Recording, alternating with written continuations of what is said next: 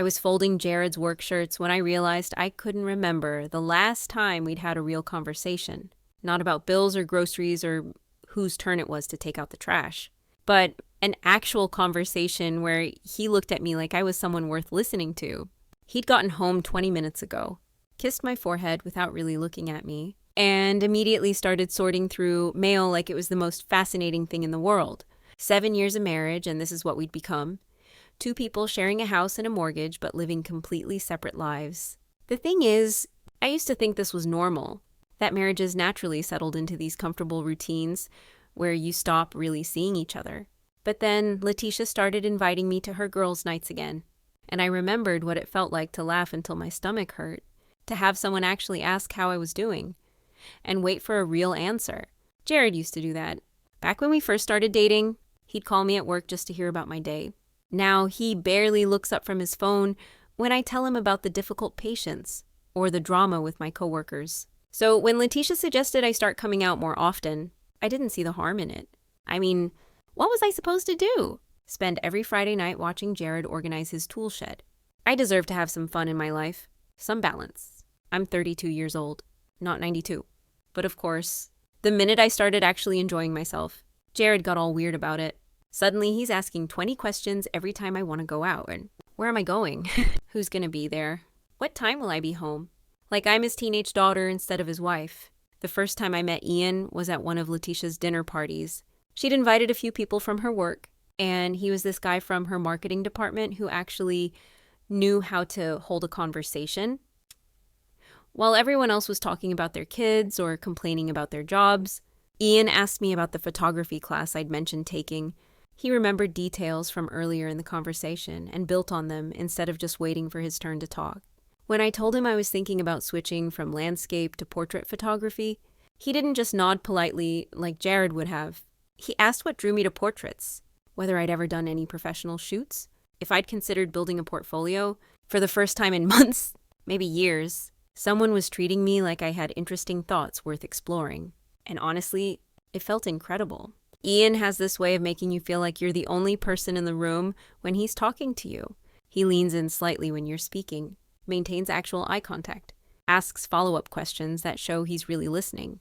It's such a stark contrast to Jared, who I swear could probably recite entire conversations with me while mentally organizing his fantasy football lineup. I started looking forward to Leticia's gatherings in a way I hadn't looked forward to anything in ages. Ian would always find a way to sit near me, and we'd end up in these amazing conversations that would stretch on for hours.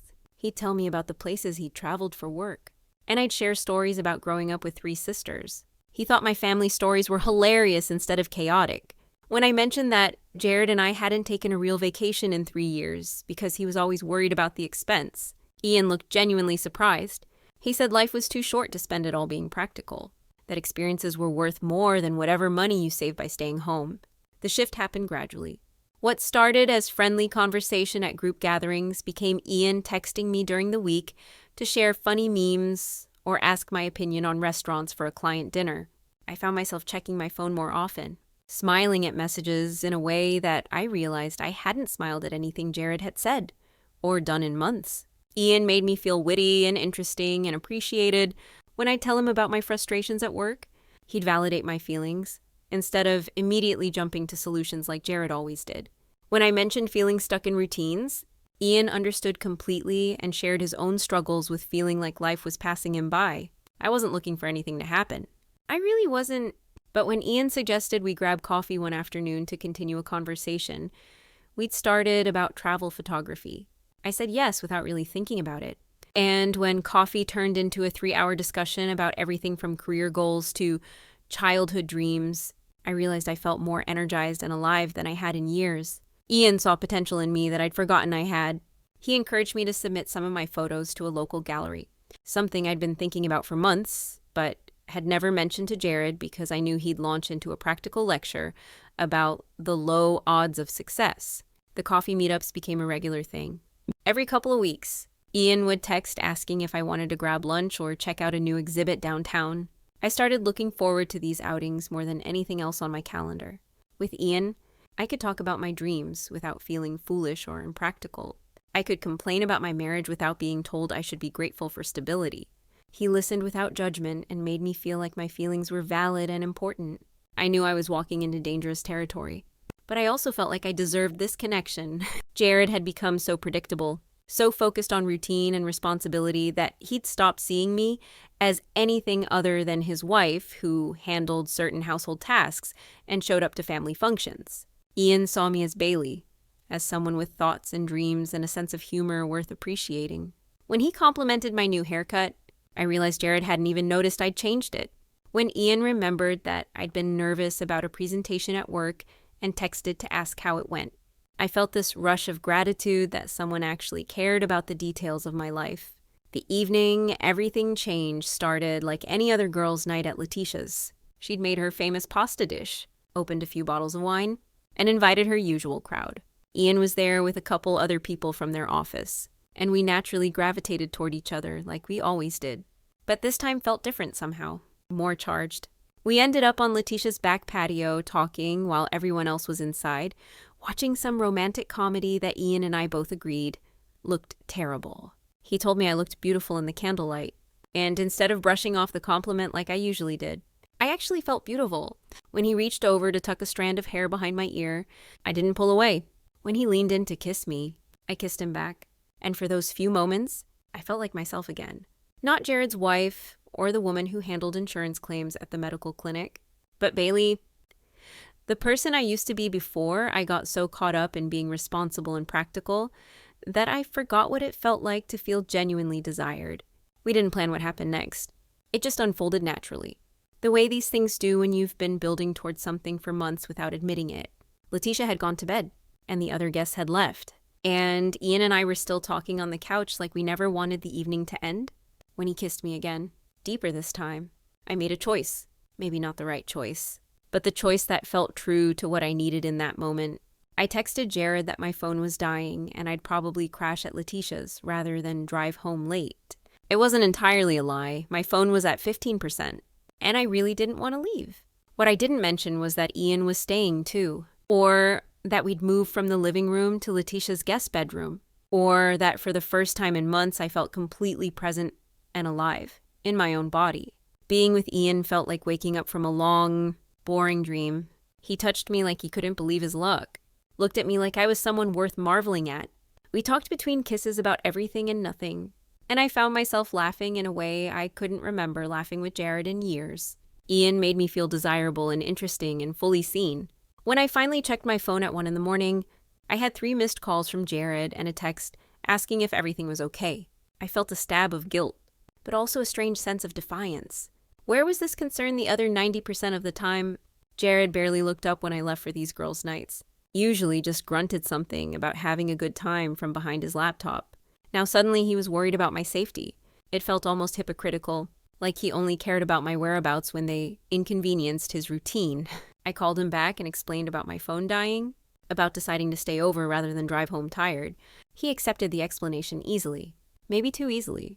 And I wondered if part of him was actually relieved not to have to interrupt his evening of whatever he'd been doing. The next morning, Ian and I had coffee together before I headed home, and he asked when he could see me again. The question sent this thrill through me that I hadn't felt in years. I knew I was crossing lines I couldn't uncross, but I also felt like I'd been slowly disappearing in my marriage, and Ian was helping me remember who I actually was. When Jared asked how girls' night went, I told him it was fun, that we'd watched movies and stayed up too late talking. All technically true, just not the complete picture. He nodded absently and went back to reading something on his tablet, and I felt this familiar frustration that he couldn't even be bothered to ask a follow-up question. The second time it happened, I used the same excuse. Phone died. Staying at Leticia's. Don't wait up. This time I felt less guilty and more entitled to this happiness I'd found. Ian had texted me every day since our first night together, sending me articles he thought I'd find interesting, asking about my photography, remembering small details about my life that Jared had forgotten years ago. When we were together, I felt like the best version of myself. Ian brought out this playful, confident side of me that had been buried under years of routine and responsibility. The third time, I barely even hesitated before sending the text. Jared's response was just okay. Drive safe tomorrow. And I remember thinking that a husband who actually cared about his wife might ask more questions about why her phone kept dying, or why she was suddenly spending so many nights away from home. But Jared seemed perfectly content with our arrangement, which made it easier for me to be content with mine. Ian and I had developed this amazing connection that went so far beyond the physical attraction. He'd bring me books he thought I'd enjoy, and we'd spend hours discussing them. He introduced me to new restaurants and convinced me to try things I'd never ordered before.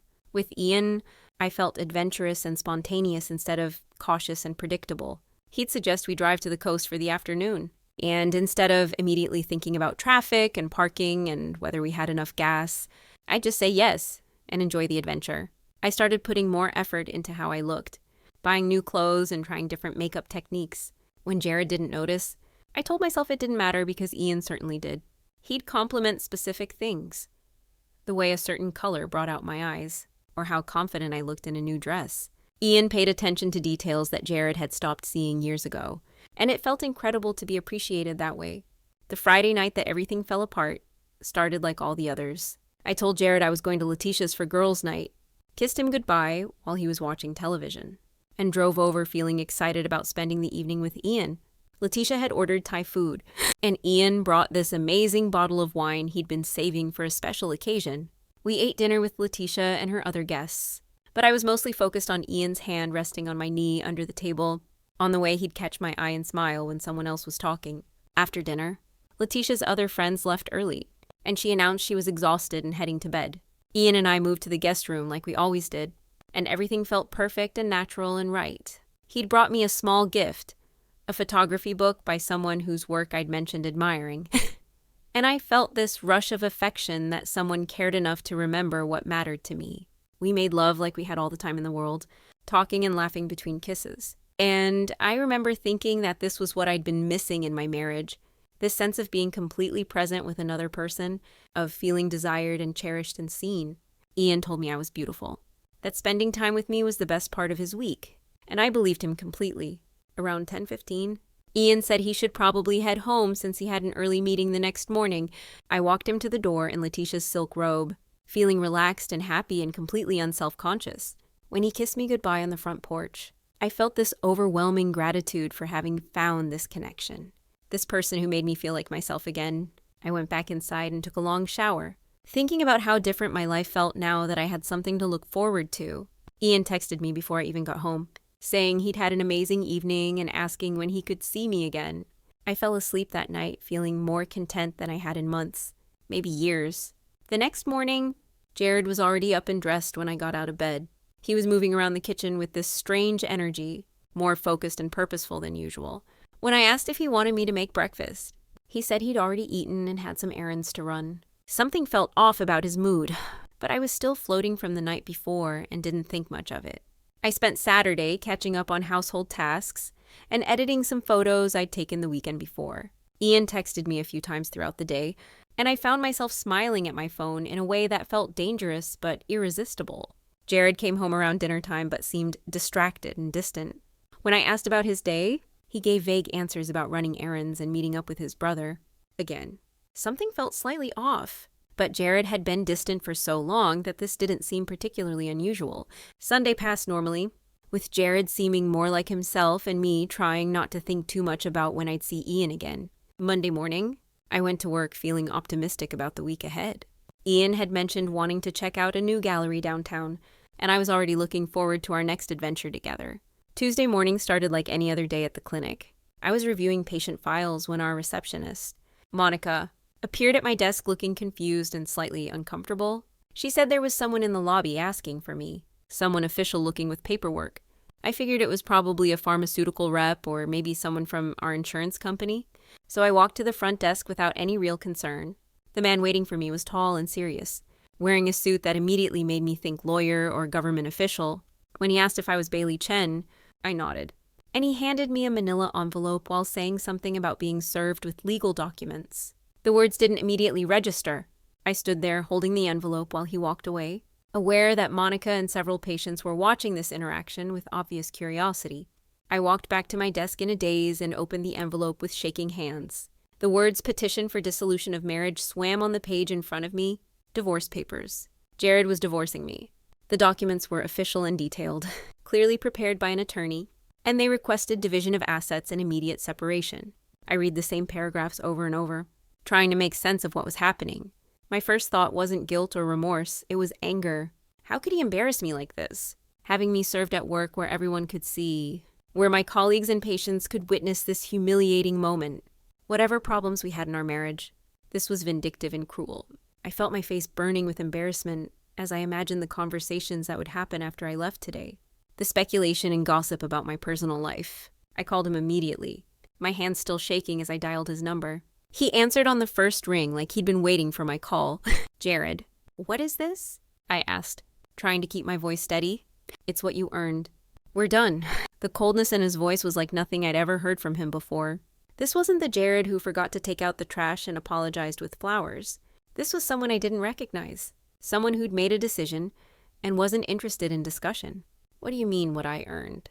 We need to talk about this. You can't just... There's nothing to talk about. Bailey, I saw you Friday night. I saw everything. My stomach dropped. Friday night. Ian. The kiss on Leticia's porch. Jared had seen us. Somehow. And instead of confronting me immediately, he'd spent the weekend planning this nuclear response. I tried to think of what to say. How to explain that what he saw wasn't the whole story.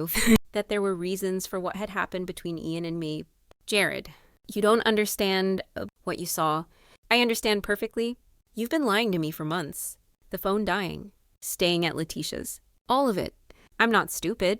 Bailey, but if you'll just let me explain... No, I'm done with explanations. I'm done with you. Don't come home tonight. Stay at Leticia's since you love it there so much. He hung up before I could respond, and I sat staring at my phone in complete shock. This wasn't how these things were supposed to happen. People had problems in their marriages. They went to counseling. They worked things out. They didn't just give up without even trying to understand why their partner might have needed something more. I couldn't concentrate on work for the rest of the day. Every time someone looked at me, I wondered if they'd witnessed the serving. If they were speculating about what kind of legal trouble I might be in. I left early, claiming a headache, and drove home hoping Jared would be reasonable once we could talk face to face. But when I got home, I could tell immediately that something had changed. Jared's clothes were gone from our bedroom. His toiletries had been cleared out of the bathroom. The framed photos of us that normally sat on his nightstand had been removed. He'd moved out while I was at work, taking his essential items and leaving behind a house that suddenly felt enormous and empty. I tried calling him again, but my calls went straight to voicemail. I sent text after text, asking him to please come home so we could work this out, promising that we could get past this if he'd just give me a chance to make things right. But every message went unanswered, and I realized that Jared had made his decision and wasn't interested in hearing anything I had to say. That evening, Leticia came over with wine and takeout, trying to comfort me through what she called my crisis. But even she seemed shocked by how quickly everything had unraveled. She'd known about Ian, obviously, but she'd assumed this was just a phase I was going through, something that would run its course without destroying my marriage. Now she kept apologizing for her role in everything, saying she never thought Jared would react so extremely. He's being completely unreasonable, I told her as we sat on my couch surrounded by tissues and empty wine glasses. Yes, I made some mistakes, but people work through these things. Marriage is supposed to be about forgiveness and second chances. He won't even let me explain what was really happening. Leticia nodded sympathetically, but I could tell she was uncomfortable with the situation. She'd been caught in the middle, and now she was dealing with the fallout of hosting the affair that had destroyed my marriage. Still, she agreed that Jared's reaction seemed extreme, that serving me at work was unnecessarily cruel and vindictive. Over the next 2 weeks, I tried everything I could think of to reach Jared. I sent long emails explaining how lonely I'd been in our marriage, how Ian had filled a void that Jared had created through years of taking me for granted. I offered to go to counseling, to try couples therapy, to do whatever it took to rebuild what we'd had. I suggested we could start over, maybe take that vacation we'd been putting off, rediscover what had brought us together in the first place. But Jared remained completely unmoved by all of my attempts at reconciliation. He responded to my emails with brief, cold messages telling me to communicate through his attorney. When I showed up at his brother's house where I assumed he was staying, his brother told me Jared didn't want to see me and asked me to leave. It was like he'd become a completely different person overnight, someone capable of shutting down emotionally in a way I'd never seen before. In desperation, I asked my mother to call him. She'd always liked Jared. And I thought maybe she could help him understand that all couples go through difficult periods, that what mattered was working through problems together instead of running away from them. But when she called me back after talking to him, she sounded defeated. "Bailey, honey, he's not going to change his mind. He told me he saw you with another man, that you'd been lying to him for months. He said his heart had left the building and there was nothing left to save. Even my mother seemed to think I should accept that my marriage was over, that Jared's reaction was understandable given what he'd discovered. But I couldn't accept that 9 years together could be thrown away so easily. Yes, I'd made mistakes, but I'd made them because I was unhappy. Because something was missing from our relationship that I'd found with Ian.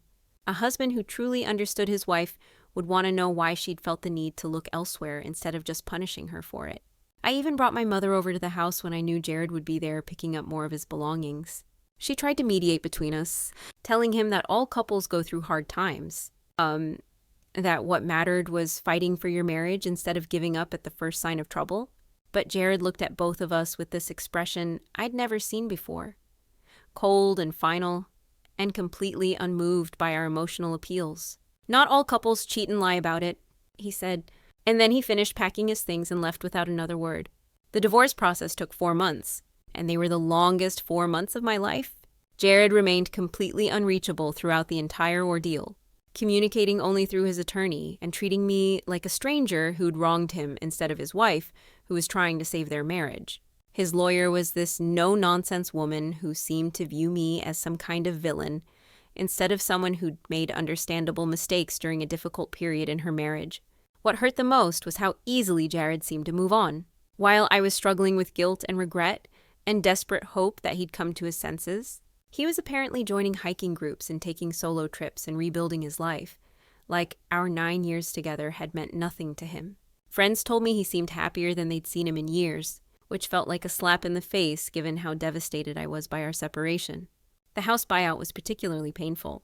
Jared didn't even fight for his share of the equity or argue about the financial arrangements. He just wanted me gone from his life as quickly and completely as possible. When his attorney presented the settlement offer, it became clear that money meant nothing to him compared to his desire to be free of our marriage. The message was unmistakable. I wasn't worth fighting for, even financially. I moved to a downtown apartment and tried to start over, but everything felt hollow and temporary. Ian and I tried to continue our relationship, but without the excitement of secrecy and stolen moments, what we had felt different somehow. He was sweet and attentive, but I found myself constantly comparing our new dynamic to what Jared and I had shared during our good years. And Ian couldn't compete with 9 years of shared history and inside jokes and comfortable familiarity. Eventually, Ian and I drifted apart. He said he could tell my heart wasn't fully available, that I was still processing my divorce and needed time to figure out what I actually wanted. He wasn't wrong, but his departure left me feeling even more alone and confused about the choices I'd made him. I kept hoping that time would soften Jared's anger. That eventually he'd be willing to have a conversation about what had happened between us and why. I sent him occasional messages through Venmo when I needed to transfer money for shared expenses, always including little notes asking how he was doing or mentioning something that reminded me of him. I wrote long emails on our anniversary and his birthday, sharing memories of our good times and expressing my regret for how everything had ended. But Jared never responded to any of my attempts at contact.